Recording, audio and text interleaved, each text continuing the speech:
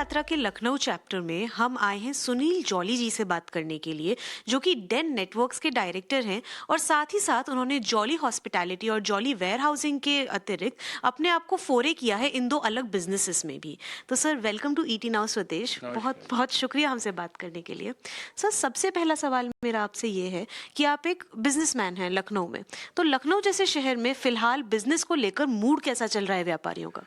लखनऊ में बिज़नेस को लेके जो व्यापारी हैं बहुत एंथुसियास्ट हैं। बहुत ज़्यादा गवर्नमेंट के जो फैसिलिटीज़ मिल रही हैं, गवर्नमेंट की तरफ से जो एनवायरनमेंट क्रिएट किया जा रहा है वो बहुत ज़बरदस्त है। बहुत उत्साहित हैं सारे व्यापारी और बड़े बड़े इन्वेस्टमेंट करने के लिए तैयार हैं। जैसा कि आप जान रहे हैं कि आज की डेट में कैपिटल अरेंज करना आज बैंक के साथ जितना भी ईजी हो गया है, तो लोगों में उत्साह बहुत है। सर, इसके अलावा जैसा कि हमने जाना आपसे कि आपने हॉस्पिटैलिटी और वेयर हाउसिंग में भी फोरे किया है, आपने अब का वक्त ही क्यों चुना? ऐसी क्या पॉलिसीज या रिसोर्सेज हैं इस वक्त स्टेट में जिसके बाद आपको लगा कि हाँ, ये फेवरेबल टाइम है कि ये भी शुरू किया जाए? हाँ, ये देखिए, इस गवर्नमेंट की इस समय पॉलिसीज़ तो हैं। लॉजिस्टिक और इंफ्रास्ट्रक्चर पॉलिसी भी आई हुई है। एक 2018 में लॉजिस्टिक पॉलिसी थी, एक 2022 में भी है।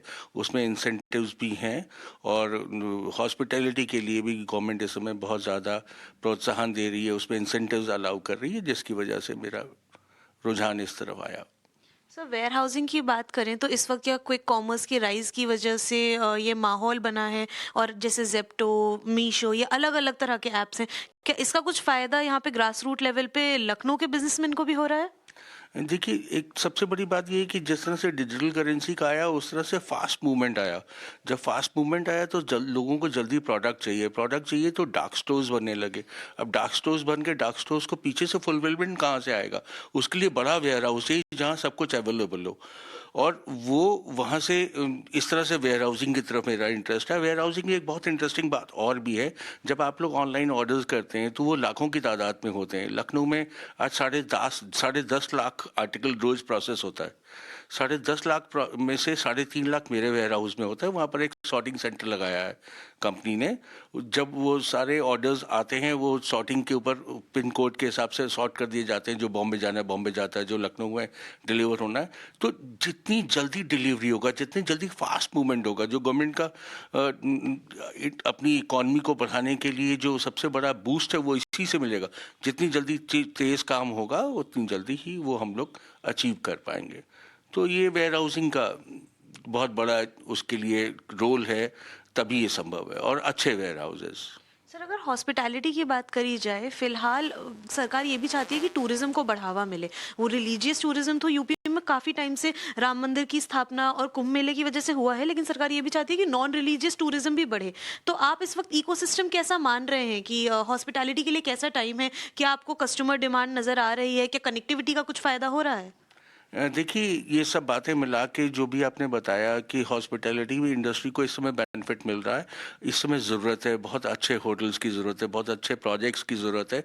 और यूपी के तो स्पेशली सभी शहरों में आज जितना टूरिज्म हेरिटेज भी बन रहा है और स्पिरिचुअल टूरिज्म भी बहुत बढ़ रहा है, तो लोगों में जागरूकता आ रही है। लोग और जानना चाहते हैं, अपनी रूट्स को जानना चाहते हैं, तो वो ट्रेवल भी करना चाह रहे हैं। इसलिए इस तरह के प्रोजेक्ट्स की ज़रूरत तो है। सर, अब अगर मैं एक एक करके आपसे पूछूं हॉस्पिटैलिटी को लेकर, इस वक्त अभी यूनियन बजट आने वाला है, 1 फेब को वित्त मंत्री आगे रखेंगे अपनी अनाउंसमेंट्स। आपको क्या लगता है, belonging to a city like Uttar Pradesh, यहाँ के बिजनेसमैन को जो हॉस्पिटैलिटी में फोरे कर रहा है, उसको किस चीज़ की ज़रूरत है? क्या महसूस होता है आपको? मैम, मैं इसमें हॉस्पिटैलिटी के लिए आपने पूछा, मैं इसमें हॉस्पिटैलिटी को वेयर हाउस दोनों के बारे में बोलूँगा, बिकॉज दोनों ही सर्विस इंडस्ट्री से और दोनों ही इन्वेस्टमेंट सेंट्रिक प्रोजेक्ट्स हैं। इसमें मैम हम लोग जब ये प्रोजेक्ट बना रहे होते हैं, उसमें जो जीएसटी पे करते हैं वो हम लोग कैपिटलाइज करते हैं और फिर उसके बेनिफिट कंपनी को मिलता है आप जब डेप्रिसिएशन क्लेम करते हैं। लेकिन वो लॉन्ग प्रोसेस है, क्योंकि इन्वेस्टमेंट सेंट्रिक हैं तो ब्याज भी बहुत है इनके ऊपर।